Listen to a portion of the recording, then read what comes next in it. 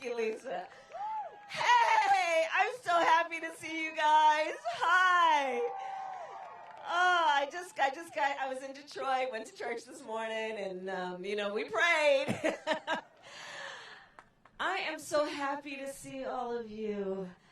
You guys are going to determine who's going to be the next president of the United States. And vice president. You guys are seriously going to make this happen. You know that. I mean, we all have PTSD from 2016, yes. But there are lessons from 2016. And one of them is that in 2016, in Michigan, we missed that election by, on average, 2 votes per precinct. Think about that. 2 votes per precinct on average. And what that tells us, right? Because we want to be motivated by optimism and understanding what we know and what we have the power to do. If we just turn out just an extra 3 or 4 more votes per district, we win. Right? Per precinct. So let's this is doable. We can do this. We will do this. We're gonna do this. We're gonna elect Joe Biden the next president of the United States. Yes, we are. Yes, we are. And you guys are gonna do it. It's so good to be back in Michigan. I've been here now a couple of times since I've been on the ticket. Joe's been here. Doug's been here. Jill's been here. And you guys are just doing it. I mean, you're working, you're organizing, you've been registering people. We're reminding people that for the first time now in the state we have early voting. And so we're telling people how easy that is to do and how convenient it can be to kind of do it on your own schedule. So that's what we're doing. Because we know there is so much at stake in this election. There is so much at stake. Look, we are in the midst of at least 4 crises that have occurred all at the same time in our nation. Some of it, in fact, a large contributor to it has been that natural disaster we experienced after 2016. But we're looking at so many challenges in our country, right? And those crises, they're right in front of us. This virus, this pandemic, and the public health crisis it has created, where we are looking in our nation at more than 225 Americans who have lost their lives in just the last several months. And so many of whom, in their last days on earth, didn't even have the benefit of having family or friends nearby to hold their hands because of the nature of this virus. We're looking at over 8.5 million people in our country who have contracted the virus, thankfully have lived, but are facing unknown long-term consequences, including what doctors are talking about, lung scarring, things of that nature. Serious pain and suffering in terms of this public health crisis. But yet, Donald Trump, now let's all thank Bob Woodward, because we know Donald Trump was informed of the nature of this virus back on January 28th. Informed that it is lethal, that it could kill 5 times as many people as the flu. Informed that it was airborne. Informed that it could hurt children. And he sat on that information, and he did not tell the American people. Can you imagine, as a parent, as a small business owner, as an individual, if you knew what Donald Trump knew on January 28th? And what that might have meant in terms of just preparing? Thinking about the fact that even before this pandemic, most American families have less than $1,000 in savings, and what that might have required if they had known. Knowing the predictable, which is that businesses might shut down and you may not be able to work because tragically we still live in a nation where we do not have every every worker having paid sick leave and paid family leave, but we're going to work on that and get that together? Can you imagine what we would have done? I mean, just stocked up on toilet paper? It runs the gamut. But he didn't tell us. He didn't tell the American people. And moreover, he called it a hoax. He said he's got a ledger, essentially, right? And you're on one side of his ledger if you wear a mask, on another side of his ledger if you don't. And now look at where we are. Just in Michigan yesterday, 3,300 cases in one day, on Saturday. One of the highest numbers. A public health crisis, and in the midst of it, Troy, in the midst of this public health crisis, this man is with his boy Bill Barr in the United States Supreme Court trying to get rid of the Affordable Care Act, because you see, Donald Trump, since even before he ran, has had this weird obsession with getting rid of whatever Barack Obama and Joe Biden created. By the way, we don't need presidents with weird obsessions.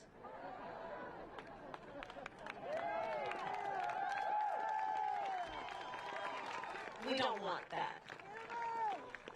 And so in court, trying to get rid of the Affordable Care Act that brought health care to over 20 million people, that covered people with pre-existing conditions. How many of you know somebody or love someone who has diabetes or high blood pressure or breast cancer or lupus, and go on down the list, who have been protected because of what Joe Biden and President Obama created? And now this guy, Trump, is trying to take it away. We have clear choices in this election. Joe's saying no.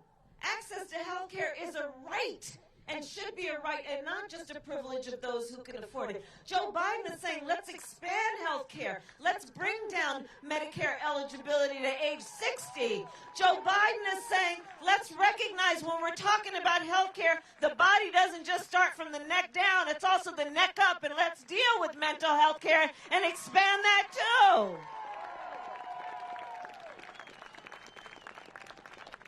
There are clear choices in terms of the path forward for America. A crisis, an economic crisis, being compared to the Great Depression. Over 30 million Americans filed for unemployment in just the last several months. People are parked and standing in food lines for hours, praying that by the time they get to the end of the line, there'll still be food left. 1 in 5 mothers in America today is describing her children under the age of 12 as being hungry. We're in the middle of a hunger crisis. We're not talking enough about that.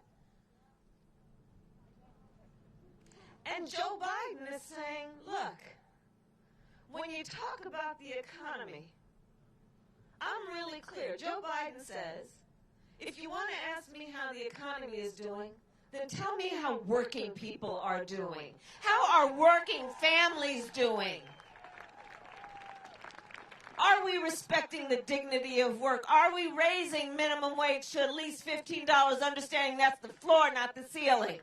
Are we supporting working families and saying no one should pay more than 7% of their income in child care? Are we supporting working families, understanding one of the greatest assets that any family have is home ownership? And so let's have a $15,000 tax credit for first-time home buyers for down payments and closing costs. That's how Joe Biden thinks.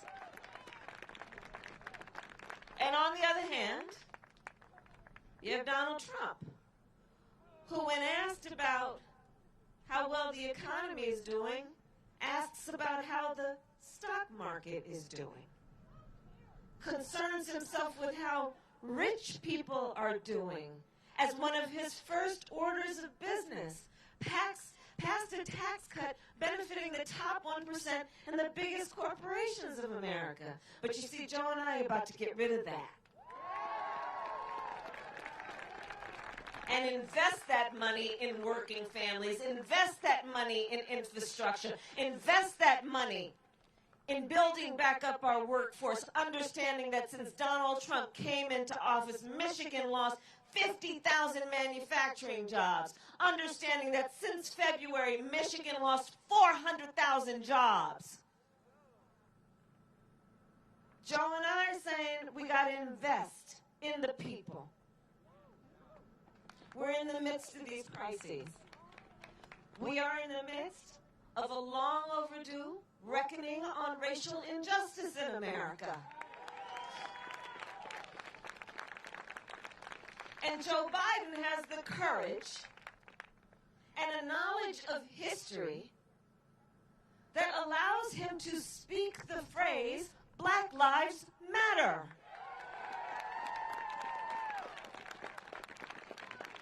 Donald Trump will never speak those words. He won't. In fact, he was on the debate stage, as we just saw the debate before last, and refused to condone white supremacists. And then doubled down by saying, stand back and stand by. Joe Biden is saying, let's deal with racial disparities. Let's acknowledge that in our country, because of this virus, 1 in 1,000 black people in America have died, and by the end of the year, if we don't get control out of it, 1 in 500 will die. He has the ability and the love of the people to understand we must speak truth and deal with these issues. We are dealing with crises in America. We are dealing with a climate crisis. You know, I come from California, Oakland, California, Oakland County. So we have something in common. We have a lot in common. We're all from Oakland. And California, the whole West Coast, I mean, including Colorado. Oh, there's a B. Colorado, Washington State, Oregon State, California, we've all been dealing with these wildfires. I mean, literally, the whole community is burning. I've been meeting with firefighters who are fighting these wildfires, who have lost their homes while they're fighting these fires. There are firefighters that have perished. My brother-in-law is a firefighter in California. In the Gulf Coast states, we have, it's not a fly.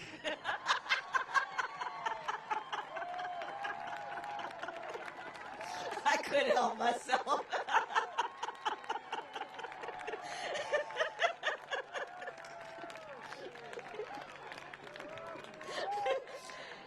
In the Gulf Coast, we've got whole communities ravaged by the storms. In the Midwest, farmers who have lost whole seasons of crops because of the floods. This climate crisis is real. And it is threatening our very existence on this God-given earth. And we need to deal with it. So on the one hand, you have Joe Biden who says, let's embrace the science, let's acknowledge it, and let's also see this as an opportunity in so doing to create jobs and invest in America's infrastructure, invest in renewable energy, and in that way partner up with all of our friends in the building trades and partner up with all of the smart folks who understand this is about upskilling and about expansion of jobs and creating good-paying jobs that will contribute to what we all need in terms of clean air and clean water. On the other hand, you have Donald Trump, who, okay, so on the issue of the wildfires, right, so he got interviewed, and I'll paraphrase, but essentially the journalist, said, so, the scientists are saying that the wildfires, there's this extreme climate changes, and that's a large contributor, and what do you have to say about that? The President of the United States, who is also the Commander-in-Chief, said, science doesn't know. He's the President of the United States of America. Science doesn't know. There are clear contrasts. Yeah, he said that too, right, exactly. There there's a very clear choice in this campaign and this election that will be over in 9 days. This election will be over in 9 days. And in these next 9 days, we have the ability to determine the course of our country for generations to come. Everything is at stake in this election. Everything is at stake in this election. And so I'm here to thank you, Troy, for what you all have been doing, and I know are pledged to doing, standing out here this Sunday afternoon, it's cold, and knowing that it's going to be about all of us doing everything we can to fight for this country we love.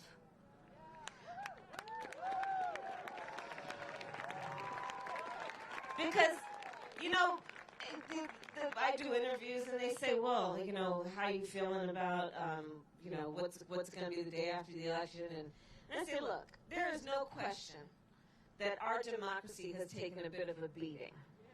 There's no question. Our democratic institutions, the dignity that should come with public service, the nobility of holding these offices in the public's trust has been damaged. There's no question about that because of what this guy and his administration have been doing. But here's the thing. When they ask me, how do you think it's all going to turn out? I say, you know what? It's going to turn out okay. We're going to be fine because I know our democracy is as strong as our willingness to fight for it. Therein lies the strength of our democracy. It is about us. It is about we, the people, and our willingness to fight for our country and its ideals.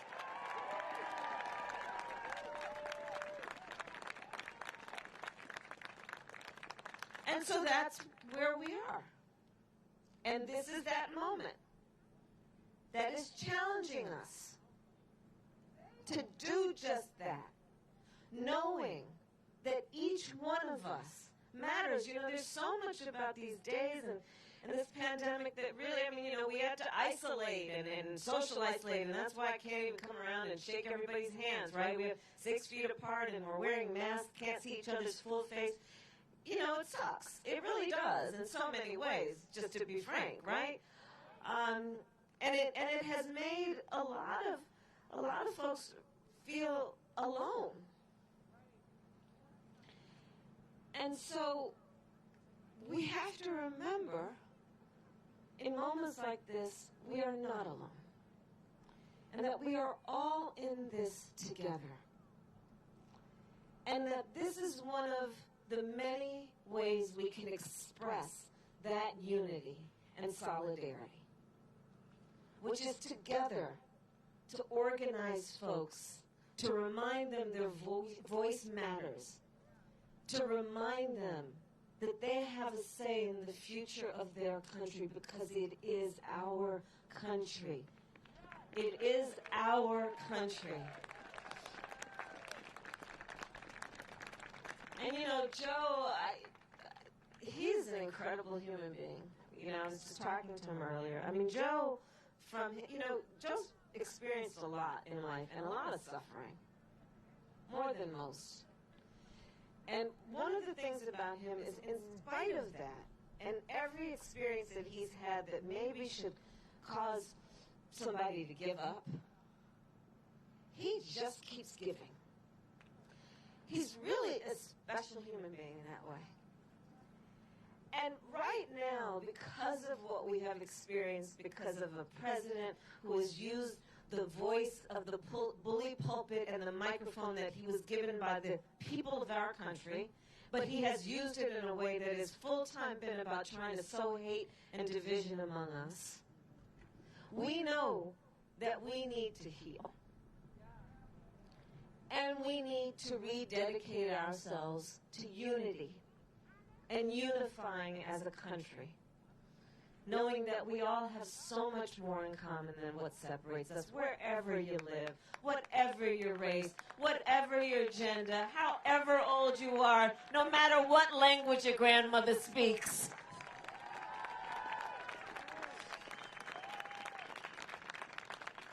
And so we have a choice in front of us, and we have power, and we have agency.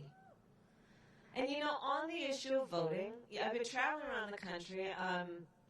Just in the last week, I've been in North Carolina, Florida, Ohio, Georgia, and I'm here today, and I'm going somewhere tomorrow.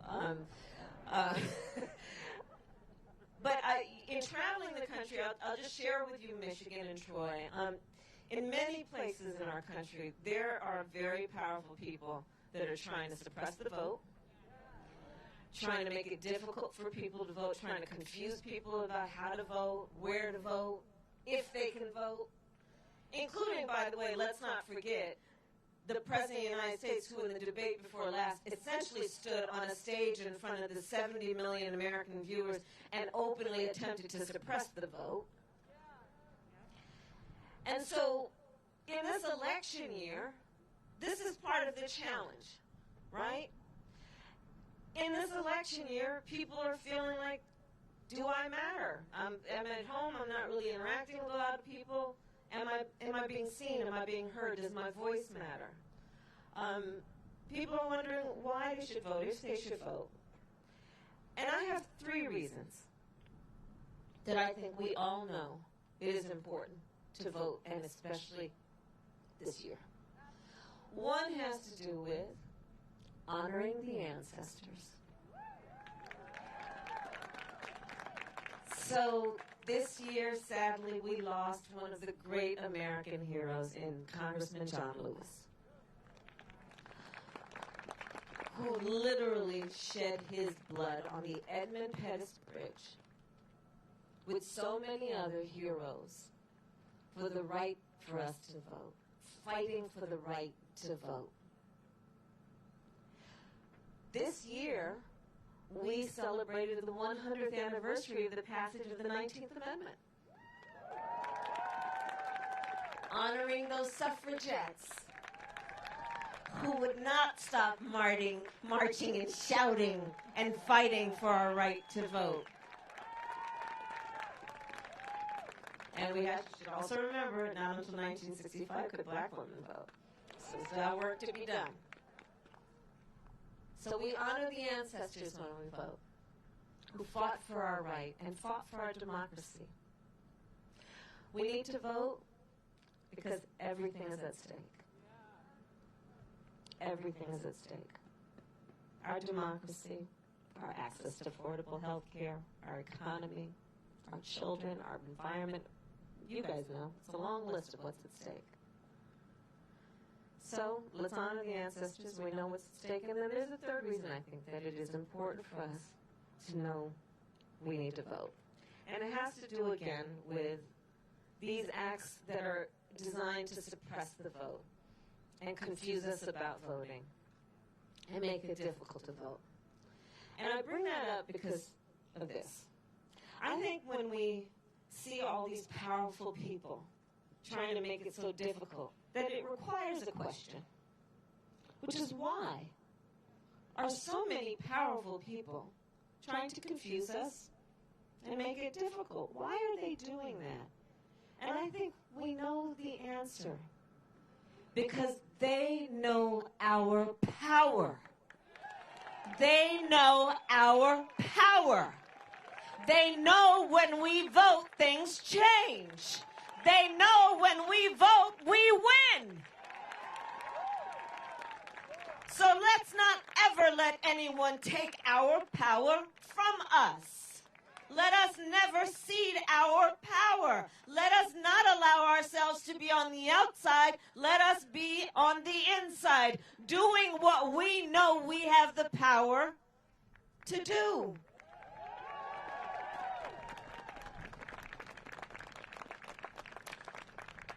And so then my final point is this. This moment will pass. This moment will pass. And years from now, our children, our grandchildren, others, they will look in our eyes, each one of us, and they will ask us, where were you at that moment? And what we're going to be able to tell them is so much more than just how we felt at this moment. What we will tell them is what we did. We will tell them we help people register to vote. We will tell them we encourage people to early vote. We will tell them we called and we texted and we emailed everyone we knew repeated times until they almost wouldn't talk to us again, but they will. We will tell them that we did everything because we knew our power in that moment to fight born out of love of country for the future of our country. And we will tell them we elected Joe Biden President of the United States. There we are. Thank you, Troy.